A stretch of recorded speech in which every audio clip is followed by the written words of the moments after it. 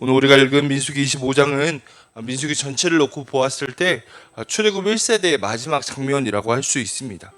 왜냐하면 26장을 보면 두 번째 인구조사가 나오고 있기 때문입니다. 두 번째 인구조사의 대상은 출애굽 2세대였습니다. 광야에서 태어나서 이제 가나안 땅에 들어가야 될 그들의 숫자, 하나님의 거룩한 군대로서 그들의 숫자를 계수하고 있기 때문입니다. 그러니까 오늘 우리가 읽게 되고 다음 내일까지 보게 될 이 25장이 출애굽 1세대의 마지막 장면이라는 겁니다. 여러분, 이 출애굽 1세대의 마지막 장면이 어떠한 말씀일까요? 너무나 유명한 바알보올의 사건이 기록되고 있습니다.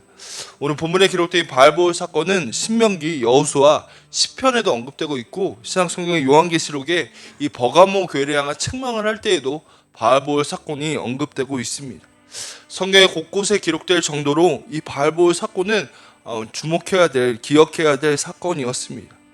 여러분, 가나안 땅에 들어가지 못하는 하나님의 말씀에 불순종함으로 가나안 땅에 더 이상 들어갈 수 없는 이 출애굽 1세대의 마지막 이야기가 바알보올이었다라는 것은 우리가 주목해야 할 일입니다. 끝까지 주의 말씀에 순종하지 아니하고 범죄하고 있는 이들의 모습을 우리에게 보여주고 있기 때문입니다. 오늘도 말씀을 통하여서 우리에게 깨닫게 하시는 은혜를 두 가지로 나누어서 묵상하고 기도하려고 합니다. 첫 번째는 이 본문의 사건이 시팀에서 일어난 음행 사건이었다라는 것입니다. 1절을 보면 이렇게 기록합니다. 이스라엘이 시팀에 머물러 있던 그 백성이 모압 여자들과 음행하기를 시작하니라 라고 얘기합니다.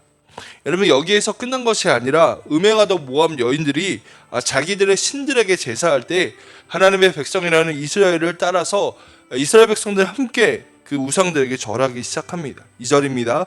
그 여자들이 자기 신들에게 제사할 때에 이스라엘 백성을 청하매 백성이 먹고 그들의 신들에게 절함으로 라고 얘기합니다.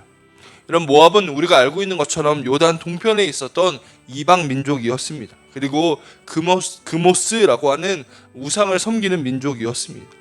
그러니까 이스라엘 백성들이 1절과 2절에 이야기하는 것은 그들의 죄악은 단순히 모압 여인들과의 음행뿐만 아니라 영적으로도 하나님이 아닌 다른 우상을 섬기는 그런 죄 가운데 빠져 있다는 것입니다. 특별히 3절을 보면 하나님이 이스라엘이 바알보올에 가담했다라는 이 가담했다라는 단어를 사용하는데, 이 단어는 구약 성경에 딱 3번만 등장하는데 이 3번 모두 바알보올 사건에만 쓰이고 있다라는 것입니다. 왜냐하면 이 단어는 완전히 밀착하다, 연합하다, 묶다라는 의미를 가지고 있기 때문입니다. 그러니까 이스라엘 백성들이 굉장히 밀착하게, 우상 숭배에 밀접하게 연관되어 있다는 것입니다. 여러분, 하나님의 백성이 이러한 죄 가운데 머물러 있습니다. 그런데 이 이야기에서 우리가 주목해야 될 것은 본문의 위치입니다. 바로 22장부터 24장에 나오는 발람과 발락의 이야기 이후에 나오고 있다는 것입니다. 여러분, 22장부터 24장은 어떤 이야기입니까? 발락 왕과 발람 주술사에 대해서 이야기합니다. 발락 왕이 발람에게 이렇게 이야기합니다. 이스라엘 백성들을 저주해 주십시오. 3번이나 만나 이스라엘을 저주하기를 원하였습니다. 하지만 저주할 수 없었고 오히려 축복하게 됩니다. 왜냐하면 하나님의 복 주시기로 결정한 백성이었기 때문입니다. 그런데 이 이야기가 끝나자마자 이스라엘 백성들이 바알보올 사건에 무너지게 됩니다. 민수기 31장 16절에 이러한 말씀이 있습니다. 보라, 이들이 발람의 꾀를 따라 이스라엘 자손을 보올의 사건에 여호와 앞에 범죄하게 하여 여호와의 회중 가운데에 연병이 일어나게 하였느니라. 여러분, 이스라엘 백성들이 바알보올 사건에 빠진 이유가 무엇이냐면 발람의 꾀 때문이었다는 겁니다. 이런 발람이 이러한 꾀를 냅니다. 아무리 이스라엘을 저주하려고 해도 저주할 수가 없는 겁니다. 하나님 복 주시기로 결정한 백성이기 때문에 아무리 저주하려고 해도 저주할 수 없자 어떠한 꾀를 내냐면 이스라엘 백성들이 스스로 음행에 빠져 넘어지게 하면 된다라고 생각합니다. 다른 외부에서 저주해도 저주할 수 없으니 이스라엘 그들이 스스로 유혹에 빠져 넘어지도록 하면 된다라는 것이 발람의 꾀였다는 겁니다. 그러니까 걸림돌을 놓고 스스로 걸려 넘어지도록 한 것이 발람의 꾀입니다. 여러분, 밖에서 무너진 것이 아니라 안에서 무너졌다라는 겁니다. 이것이 우리에게 주는 영적인 교훈이 있습니다. 아무리 이스라엘이 저주하려고 해도 밖에서 넘어지게 했어도 하나님이 보호하시기에 저주할 수 없었지만 이들이 넘어진 것은 그들 안에 있는 그 유혹, 죄에 대한 그 본성 때문에 넘어지게 되었다는 것입니다. 여러분, 이것은 우리에게도 동일하게 적용됩니다. 하나님 우리에게 복 주시기를 원합니다. 하나님의 복 가운데 주의 보호 아래 우리가 살아가기를 원하십니다. 그러나 우리는 유혹 앞에 넘어질 수 있는 연약한 사람들이라는 것입니다. 우리의 연약함을 너무나 잘 아는 사단 마귀는 우리가 유혹에 빠져 스스로 걸려 넘어지도록 끊임없이 우리를 유혹하고 있다는 것입니다. 여러분, 이것이 참으로 안타까운 일입니다. 하나님이 이 사건에 굉장히 진노하십니다. 여호와 하나님 앞에 목매달아 죽이라고 이야기합니다. 이 바알볼의 사건에 가담한 모든 사람들을 죽이라고 이야기합니다.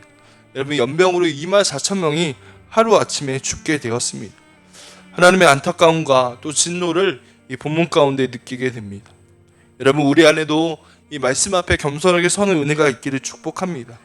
여러분, 이스라엘만 연약한 것이 아닙니다. 예배하는 우리도 한순간에 유혹 앞에 넘어질 수 있는 연약한 존재라는 것입니다. 그래서 오늘도 우리에게는 하나님의 은혜가 필요합니다.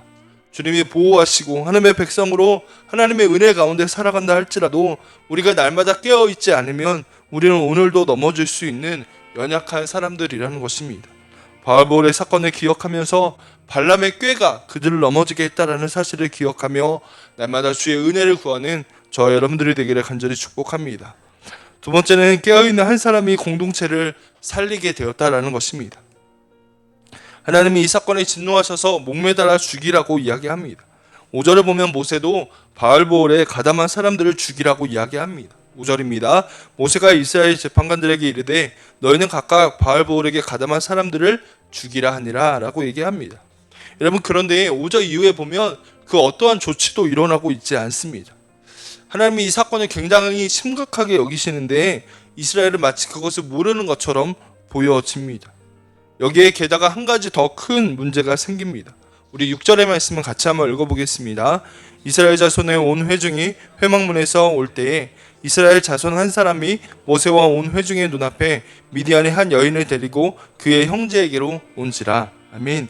여러분, 이스라엘 자손 한 사람이 모세와 온 회중이 있는 그 가운데 미디안 여인, 이방 여인을 데리고 왔다는 것입니다. 14절과 15절을 보면 이 남녀의 두 이름을 이야기하는데 바로 시므리와 고스비였습니다. 여러분, 14절을 보면 이 남자의 이름이 남자가 시므온 지파의 지도자였다라고 얘기합니다. 여러분, 얼마나 안타까운 일입니까? 지금 온 이스라엘 백성들이 바알볼에 가담하여서 하나님의 진노가 임했습니다. 연병으로 24,000명이 죽었는데 그 와중에 지도자였던 시므온 지파의 지도자인 한 사람이 미디안 여인을 회중 안으로 데리고 옵니다. 8절을 보면 막사로 들어갔다라고 얘기하는데 대부분의 주석은 이 해석을 아마도 이 미디안 여인과의 음행을 위해 들어간 것으로 해석하고 있습니다. 모압 여인과의 음행, 우상 숭배로 인해 하나님의 진노를 샀음에도 동일하게 미디안 여인과 죄를 짓고 있는 그런 모습을 보게 된다는 것입니다. 여러분, 그때 한 사람이 일어납니다. 7절을 보면 아론의 손자였고 엘르아살의 아들이었던 비느하스입니다. 여러분, 7절 말씀에서 제가 주목한 문장은 바로 회중 가운데 일어나 라는 말입니다. 제가 읽습니다. 제사장 아론의 손자 엘르아살의 아들 비느하스가 보고 회중 가운데 일어나 손에 창을 들고 라고 얘기합니다. 여러분, 회중에 아무도 반응하지 않고 있습니다. 그런데 그때에 회중 가운데 한 사람 비느하스가 일어났습니다. 그리고 창을 들어 그 두 남녀를 죽이고 있습니다. 그러나 24,000명이나 죽였던 연병이 그쳤다라고 성경은 기록합니다. 하나님의 진노가 그치고 있는 것입니다. 죄가 끊어지지 않는 상태였지만 백성들은 그것을 보고도 가만히 있었지만 비느하스 한 사람이 일어나 회중 가운데 연병이 그치게 했다라는 것을 우리는 보게 됩니다. 저는 오늘 본문을 묵상하면서 우리는 개인의 거룩뿐만 아니라 우리 공동체의 거룩을 위해서도 애써야 한다라는 마음을 묵상하게 하십니다. 여러분, 나만 거룩하면 되고 우리의 가정만 거룩하면 되는 것이 아닙니다. 왜냐하면 죄는 영향을 주기 때문입니다. 우리가 속해 있는 모든 공동체가 거룩해지기 위해서, 하나님의 진노가 머물지 않도록 하기 위해서 깨어서 거룩함을 위해 애써야 한다라는 것입니다. 여러분, 우리에게는 비느하스와 같은 사람이 필요합니다. 하나님의 진노를 멈출 사람, 하나님의 거룩함이 공동체 안에 머물 수 있도록 깨어있는 사람이 필요하다는 것입니다. 여러분, 예배하는 우리가 이 비느하스와 같은 복된 믿음의 사람이 되기를 간절히 축복합니다. 주님, 내가 비느하스가 되기를 원합니다.